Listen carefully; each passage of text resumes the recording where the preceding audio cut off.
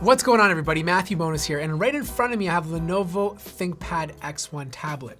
This is the hybrid version of the X1 Carbon.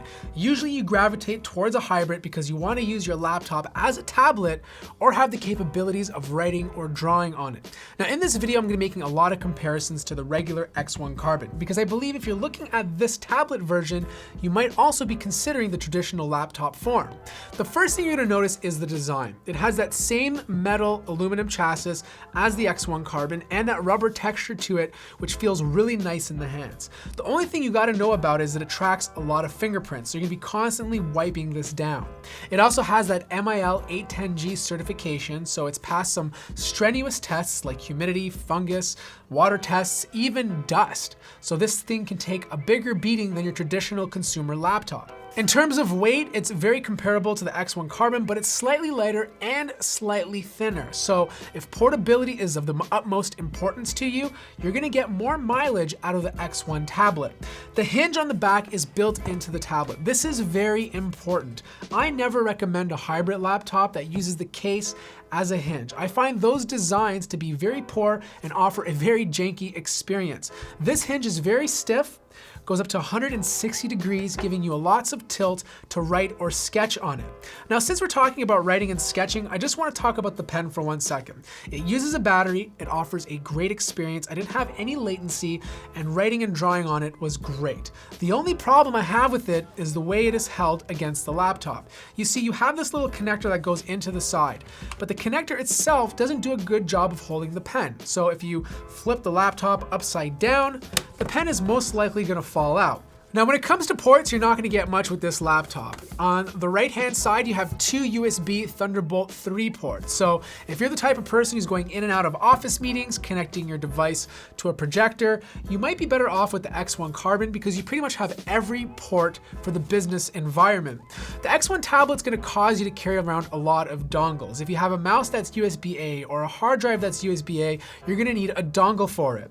In terms of upgradability, you're not going to get much out of this laptop as well, so make sure you spec it exactly how you want it because down the road, getting into it is going to be a little bit difficult. With the X1 Carbon, everything is pretty much soldered onto the motherboard, but you can swap out the M2 NVMe SSD. The display on the X1 tablet is absolutely gorgeous. It's QHD plus 3000 by 2000 resolution, so exactly like the Surface Pro. That means when it comes to productivity, you're gonna get a lot more mileage out of this display compared to the X1 Carbon. A 3:2 aspect ratio is perfect for doing work-related tasks. If you're using Excel, if you're writing a document, you're gonna feel like you have a lot more screen real estate. In terms of color accuracy, it's fantastic. Over 100% sRGB and 400 or close to 450 nits of brightness. Now, the other difference is the fact that you have a webcam in the back. This is an 8-megapixel camera, and I was actually quite surprised how good it is. Now, obviously, I wouldn't bring this to my kids' graduation and snap photos of them, but in a pinch, if you need to take a photo of a document to scan later or something important, you don't have to pull out your smartphone. Unfortunately, I can't say the same thing about the front-facing 2-megapixel camera. It is absolutely awful. It doesn't look good, it feels like a potato, and quite frankly, I don't understand why business laptops have bad webcams. You're using this thing to video conference with. You're taking this into meetings. You probably want the best quality as possible since you're talking to someone face to face. And the last thing I want to talk about is the fingerprint scanner. It does have Windows Hello recognition through the fingerprint, but the fingerprint scanner is on the tablet itself, which is great if you're using it in tablet form factor, but a little awkward when you're pressing it in laptop form. Not the biggest deal, but something I still want to mention. Audio is pretty clean and clear with good highs and mid, but the volume itself is not very loud. You're not going to be filling up an office with this, and you're definitely going to want to be using headphones if you need louder audio. The keyboard on the X1 tablet is great for a hybrid laptop. Personally, I think the type cover on it is better than the one on the Surface Pro. It has the exact same layout as the X1 Carbon, but the travel distance is obviously less because you have less material to work with. Now, obviously the X1 Carbon feels more comfortable to type on. You're only getting about 1.3 millimeters of travel distance on the X1 tablet. When it comes to the touchpad itself, you get a bigger touchpad on the X1 tablet, so more space to move. But I do find the X1 Carbon to have a slightly more sensitive touchpad.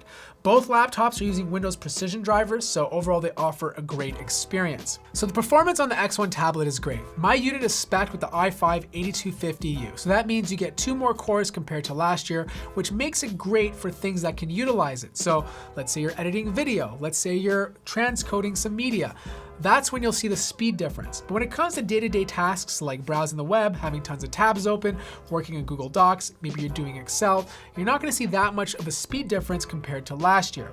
Now maybe you're a business professional who likes to game a little bit. You're not gonna be playing any modern titles on this tablet, but it can handle some older titles like CSGO, League of Legends, or even Overwatch on very low settings. In terms of heat, the X1 tablet does a fantastic job. The i5 in here doesn't get any hotter than about 70 to 80 degrees Celsius when it's under full load.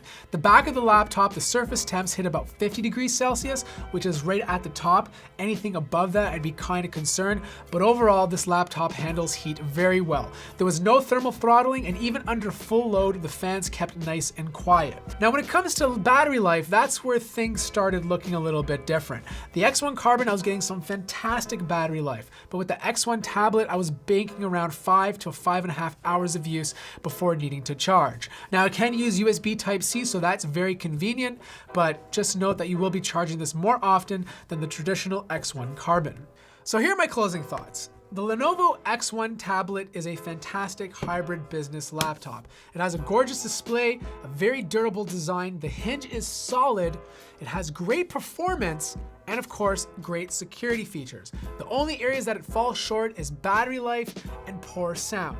I think the only reason to buy the X1 tablet over the X1 Carbon is if you want something that you can draw, sketch on, and sometimes use it as a tablet. For every other scenario, I think the X1 Carbon is a better buy. Let me know your thoughts on the X1 tablet in the comments below. If you enjoyed this video, feel free to hit the like button. If you're new to the channel, subscribe, and I'll see you in the next one.